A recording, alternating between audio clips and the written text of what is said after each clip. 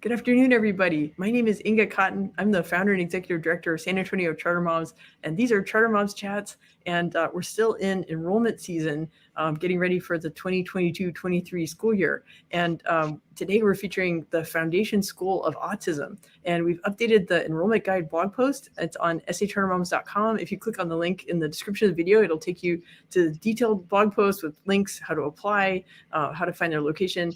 But I'm really glad that today we have the campus director, Peggy Derby, on Charter Mom Chat with us to talk about the Foundation School of Autism and, just get more in depth into the school culture, answer questions about how to apply, because it's kind of unique to have a charter school that's focused on students with autism.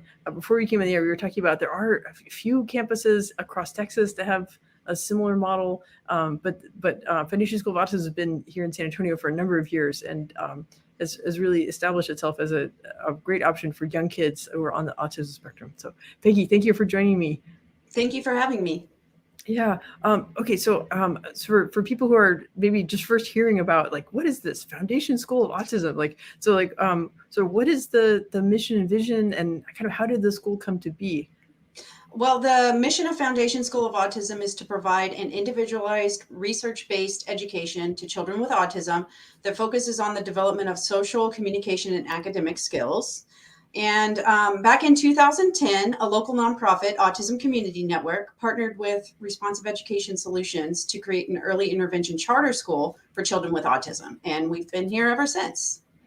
Yeah, well, that's wonderful. Okay, so one of the unique things about Foundation School of Autism is that it serves young children and then kind of prepares them to be, in a different, like a big school setting, right? So, but y'all have a smaller specialized school that gives them that preparation. So I was wondering if you could talk about kind of the size of the school, like what ages, different classrooms focus on different age groups, and kind of how that preparation works. I guess and kind of the student teacher ratio, because those are all things that are unique about Foundation School of Autism.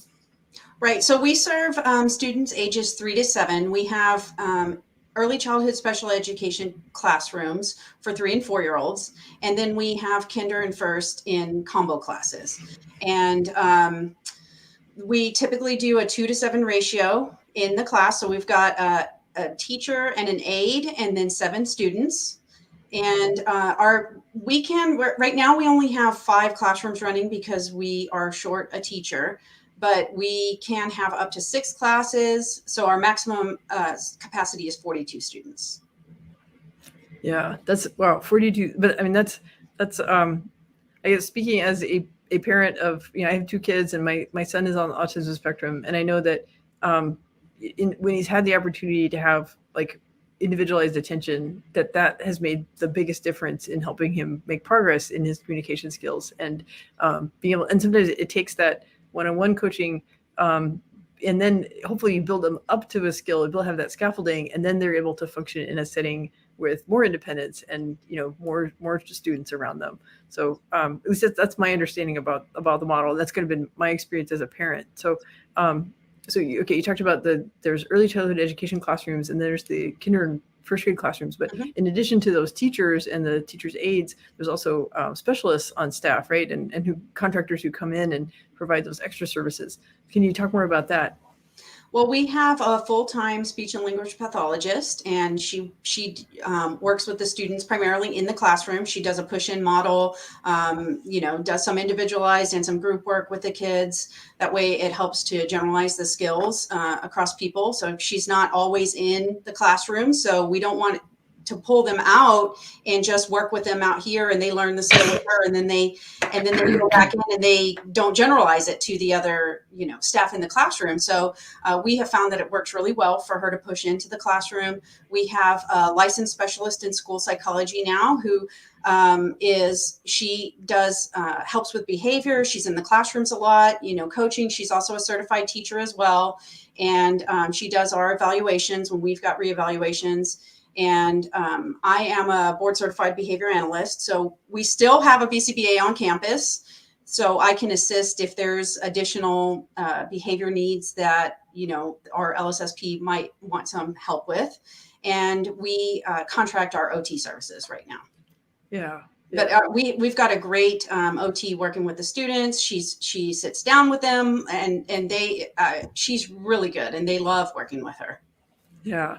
So I guess I'll just sort of put on my like blogger hat again. And so like if you're a parent and you've just heard all those acronyms, just take a deep breath. Like it's part of like being a special ed parent is that you learn. But to me, I'm like, oh yeah, like because like I mean for my son, I feel like the SLPs, the speech language pathologists, made a tremendous difference for him, and it wasn't just. I mean, he could understand words, he could produce words, like he spoke clearly. The important thing for him was understanding the give and take of communication and in social situations and what to do and like try to model constructive behavior in a classroom, because if kids aren't able to find the right words for something, they can get frustrated, and then that's when the behavior right comes up. And then things like OT, right, it can be like how to hold a pencil, right, and like sitting in your chair, like I don't know, do they do any work on like feeding or like how to handle their food? We've got sometimes they work on like utensil use and packages and things like that. Yeah. But my son, I mean, not every child with autism is unique, but my son is really a creature of habit, and which is good, because if you could build a good habit, it's strong. But if you present him with a different form of packaging, it could be he's gotten better, but especially when he was that age, like it could really throw him. And that when you talk about generalizing that, like if he can produce a behavior in in a certain setting, but he needs to like expand it to like in a classroom or like in life. It takes you can't just assume that'll happen naturally. It just takes more coaching and just being more conscious about things. So, but I mean, I think folks who work with kids with autism know that they have tremendous potential, that there's so much going on in their heads, and they can have such strong feelings and such attachment to people. It's just that how they communicate that, if you don't know what to look for, like you might miss the signs that, oh, that's their favorite person, that's someone they really care about, or oh, they're frustrated, let's take away what's frustrating them, and then they'll be able to function and learn. You just have to like see those signs, but never give up on them, and always have high expectations for what they can do. Yeah, well, that's great that you have such a strong team, of like not just the teachers and the aides, but also the specialists, like yourself with the BCBA expertise. That gives them really important support. I guess what I know that the pandemic has had an impact on things that like beforehand, it might have been easier to have people come on campus and have like experiences for their kids. I know, so I remember like following on social media, like there would be like petting zoos and like cowboy stuff. And are you all starting to have visitors come to the camp? I know for like with kids with autism, going out in the world can be sometimes it's more trouble than it's worth, but you still want to expand their horizons. So have you been able to have people come to the campus and give the kids experiences? We were able to have the first responders come this year. So the firefighters and the police came. The kids had a great time. So hopefully by next year, we can bring in, they were outside. Maybe we can start bringing the different people back into the school. We've had Zufari, we've had Cowboy Mike, Magic Theater, and those were great experiences for the kids to have. Yeah. And just I think this is just great problem solving that you all do, right? The idea that I mean, I've taken my son lots of places and realized like, okay, this is maybe more trouble than it's worth, but it's so good. It's so important to like get them exposed to new experiences and expand their horizons so that they know what's possible in the world. And so you're getting the best of both worlds, right? Where like they're in a safe environment with people they know in a setting that they're comfortable with, but they are getting to like learn about new things and meet new people in a safe way. Yeah. So okay, you mentioned about that the age group is from age 3 to age 7. That's the age group that Foundation School of Autism serves, and so that's it's built into the model that after age 7 they're going to go to a general education setting, right? And they'll be having to navigate that. So how do you support parents in kind of preparing for that, and get the students as ready as possible, and like have a good handoff to the next school that the students go to? Well, our biggest priority really is to help the kids, to help foster independence and the students while they're here. So to kind of bridge that gap between, yes, a lot of our kids come from ABA, which is a one-on-one setting, and we're not one-on-one, we're 2 to 7. So they have to learn how to navigate with other people. They have to be able to interact with other students. They have to be able to divide attention, where one-on-one, the attention is always on them. So it's nice to have this smaller setting, where we all know each other, everybody, we know all the parents.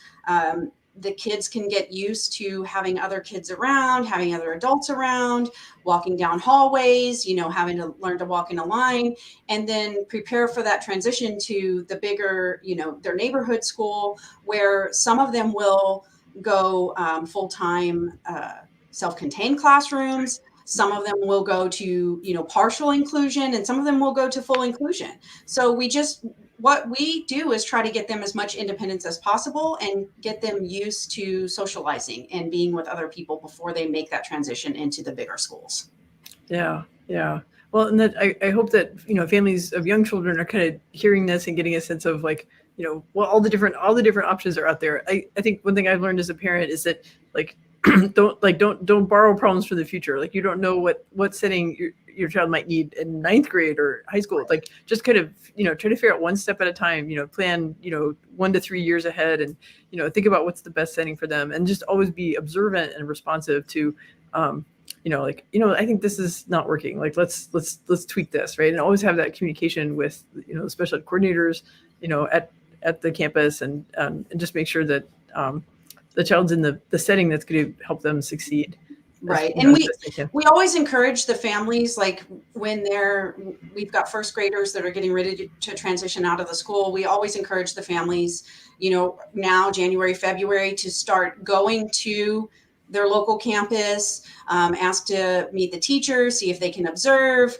And then if they know what school they're planning on attending, then that we invite them to come to their final ARD meeting at the end of the school year. They can come and observe the student here in our setting, so that they kind of have an idea. I mean, we are a self-contained only classroom or school. Right. Our whole campus is self-contained. We have no general education setting, and that's not necessarily the right placement for every student when they leave here. So we want to make sure that the schools that they're transitioning into don't have the idea, well, they were in self-contained, they need to be in self-contained.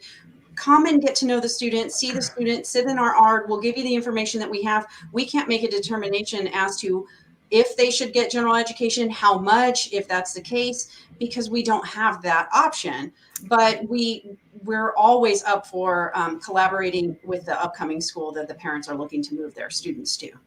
Yeah, that's what, and I'm sure, I know that I'm really grateful along the way to folks like psychologists and the speech pathologists and people who've kind of coached me and like helped me learn to read an IEP and and prepare for an ARD meeting and stuff like that. And I'm sure that the families coming through Foundation School of Autism are better equipped to advocate for their kids as they go through the years, because they've been in a supportive environment for those early years. Well, I wanted to ask about, so you mentioned that pretty much the whole school is self-contained classrooms, right? Yeah. So there are no neurotypical students on campus. All the students on campus are kids who are on the autism spectrum. So they're all either on the autism spectrum or they have a related disability. So, right, okay. But they do have to be qualified to receive special education services. Right.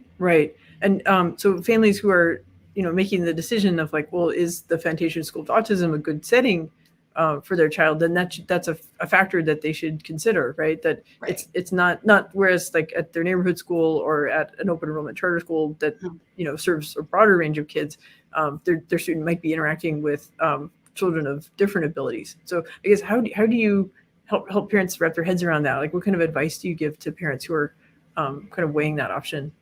Well, I always tell them, I kind of explain to them what our setting is, what the demographic is, and that can vary from year to year, and it varies from classroom to classroom. And so we may have openings in a particular classroom that might not be right for their particular child at that time. And obviously it's the parent's decision if they want to enroll them here, but we like to give them all the information and let them know.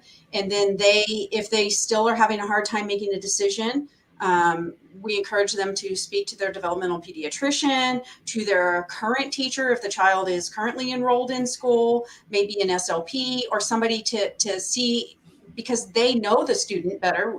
At that point, we wouldn't know the student, so we can't really give the parent advice as to what would be best. We don't know, since we don't know the student. And just for them to talk to those trusted people that they do know and get their advice, since the child, they're familiar with the child, where if they think this would be an appropriate placement for them or not. Yeah.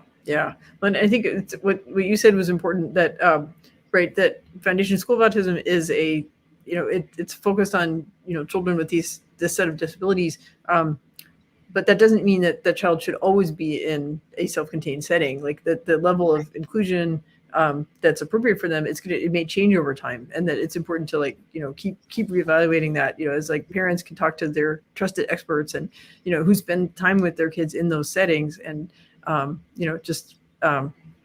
get all the best brains together and talk about what's going to be best for the child. Yeah. I guess I think it's wonderful that there's enough flexibility in the charter school system that there could be a school that specializes on the students with autism. But I know that for you all, it makes the process a little different, because you need to be kind of communicating with parents kind of what to expect. And I know that I was asking you about with with COVID and this and that, are you having virtual meetings? And so I guess the process is after a family, so they apply, and then if they get an offer, then and they're trying to weigh whether to accept the offer, that's when you can bring a family on campus to visit. Okay, so right. I guess So I think our audience has kind of a sense about how charter school enrollment works as far as the application, and there's a lottery and things like that. But so what's unique about how that enrollment process works for Foundation School? Well, the biggest thing that is unique about our enrollment process, because all charters have, the application and the lottery for any open spots that they have available. What makes us different is that the child doesn't need to be qualified to receive special education services. So a lot of times we'll have students who are in outside ABA, but they haven't been in school yet. And, that ranges from 3-year-olds to 5 or 6-year-olds. Maybe they've been getting full-time ABA instead of going to their neighborhood school. And so whenever parents call to inquire about how to enroll their child or trying to enroll their child at our school, we always want to let them know that they do need to get that educational evaluation. Even if they have an outside diagnosis of autism or some other related disability, that doesn't qualify them to receive special education services in Texas. And since we don't have that general education classroom, we can't put them in there temporarily until we do the educational evaluation. So that's why they do have to have that educational evaluation before they can enroll here.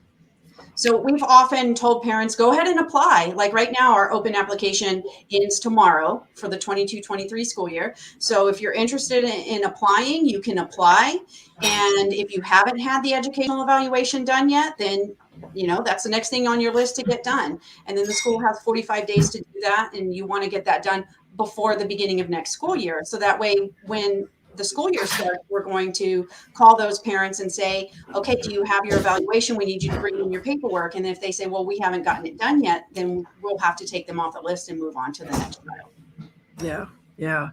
Okay, well, that's the perfect segue to the question of sort of what to do, how to apply. So I just put the website up on the screen. So it's foundationschool.net, or folks can search Foundation School of Autism. And on the homepage of the school, then it's got a link to kind of how to apply, and I think it's through Schoolment, right, which is a very popular application site. So, and then, as you mentioned, the open enrollment period is we're getting in just under the wire, right? So the open enrollment period ends tomorrow, all right? And then there's going to be a lottery in February, right? Yes. And so we will have a lottery in February for any of the spots that we have available for next year. And even if your child doesn't get through in the lottery, say maybe we only have 3 spots available for your child's grade level, and the child doesn't make it through. Well, if we had 10 students apply, 3 of them will get through, and the other 7 will get placed on a wait list. So depending on the lottery will draw where they fall on the wait list. So, you'll get number 1 on the wait list, number 2, number 3. And a lot of times we will, even when school starts, we might have parents who got through the lottery back out at the last minute. And so then we'll start going through the wait list. And maybe we have a spot that comes open maybe a month into the school year, and then we'll start going through the wait list, and we might call someone and they say, we went ahead and enrolled them at our local school. We're happy. We don't want to take the spot. And so we'll start going through. So we have had kids that end up on the wait list at number 7 or 8 or whatever, and they can still end up getting in that school year. And even if you don't apply during the open application period, so once that's over, you can still apply, but you will the child will go to the bottom of the wait list. Right. And that's a great explanation. That's one of the best explanations I've heard about how that whole thing works. Because people ask, like, I got this wait list number. Is that good or bad? And anything can happen because sometimes people don't want to change after the school year starts. And, it feels like pandemic times, like there's just a lot of movement, people moving to different cities, people choosing to homeschool for a period of time, lots of movement. And I guess one important thing to mention is that folks should need to reapply every year, that their waitlist position doesn't carry over year to year. So just, folks should be sure to reapply. Yeah. Yep. Okay. Well, that was a good explanation about how it works. Oh, I guess so. Okay. So what should folks do? I mean, I'll put the website up on the screen, but what should families do if they're wanting to learn more? I mean, obviously go to the website and, read about it, read our enrollment guide blog post, but, can they call the office and? Oh yeah, they can call us if they have any questions. We can answer their questions for them and help them navigate the enrollment process and everything. Yeah. Well, let's see, what's the current, so capacity is 42 students, but you guys are not fully staffed. So right. What's the student enrollment right now? Right now we're at 30 students. Yeah. Wow. But we just had to, we lost a teacher and finally got another teacher hired. So we are going to be able to bring in a couple more students. So we're looking forward to that. And you never know, maybe we'll get another teacher by the end of the school year and we can bring some more of those kids in off the wait list. So. Yeah. Well, that's what it's been years since I was able to visit the campus. It was, and I was just as a pandemic hit, I was like, oh, I need to go back to Foundation School of Autism. Well, that hasn't worked out. So, and I know you guys are very protective of the privacy of the students who are on campus. So, but I hope someday I can come back and visit. I guess if I'm lucky, maybe Cowboy Mike or Zufari will be there, right? Yeah, you can come on one of our field trip days, in-house. Right. Because I'm sure the kids will be really fired up. Or, we were talking about it was before the pandemic, it was a tradition to do the Walk for Autism. Mm-hmm. Wait, did I get is it Walk for Autism or March for Autism? I think it's a walk. Walk for Autism. Okay, right. So which is usually in April, right? Autism mm-hmm. Awareness Month. And so fingers crossed that, traditions like that can kind of ramp up again since they've been on pause. Yeah. Well, good. Well, Peggy, are there any sort of words of encouragement or kind of closing thoughts you want to share with folks? I would just say, go ahead and keep looking for the right school. Sometimes parents are worried about where to send their kid to school. Don't be afraid to go in and talk to the school. Go get to know the people there. Like you said, you can get to meet with a SPED coordinator, meet with, whether that be a charter school or an ISD. If it's our school, a different school, you should always talk to them. Don't just write them off and say, I don't know. I'm afraid to send them to school because a lot of times kids are missing out on services that are beneficial to them. And the socialization of being in a classroom and being able to have to learn to work with other kids, I think is pretty critical to their development. Yeah, I know, because I know there are times when my urge to be protective is pushing me one way, but I know that my long-term goal is for my son to be as independent as possible. And as an adult, that's the goal, is just to put myself out of a job. And it means along the way, there's some discomfort and maybe some negative feedback, but he needs the help. I think you hit the nail on the head right there. Even though they're little, they may be 3, they may be 4 right now, you need to look towards the future and say, okay, what are my expectations for this child in the future? What do I expect them to be able to do as an adult? And be able to look past just today and look ahead and see where you want them to be and what you would like for them to be able to do, and start working toward that now. Yeah. It's because it can, like, I want them to have a life full of possibilities, and people on the autism spectrum have so much to give to the world, and we just need to be willing to receive it from them in maybe a slightly different form than how neurotypical people would deliver it. Yeah. Well, wonderful. Peggy, it's been great talking to you. I look forward to hopefully meeting you in person someday, and getting to see how Foundation School of Autism keeps evolving. But it's been a pleasure speaking with you today, and I hope that more families are now aware of this option, and they can tell their friends who have younger kids, and get the support they need at the right age. And again, I know I was telling you before we got on the call, we have recently opened another Foundation School of Autism in Plano. So if they have any friends or they know anybody up in the Plano area, there are openings at that school. Yeah, that's amazing. That's really, and yeah, there's a not related school in the Woodlands that's in the pipeline too. So I'm really happy that there's more and more services, more and more opportunities for kids on the autism spectrum to get the support they need, so they can be independent adults someday, be happy members of society. Yeah. And thank you for having me on. Oh, it's been a pleasure. Thank you, Peggy. Okay, well, I encourage everybody to visit the website for Foundation School of Autism, check out our enrollment guide blog post, share this with friends, because this is kind of niche, but like for families who need this is what they really need. Yeah. Well, great. Thank you, Peggy. Take care. Thank you.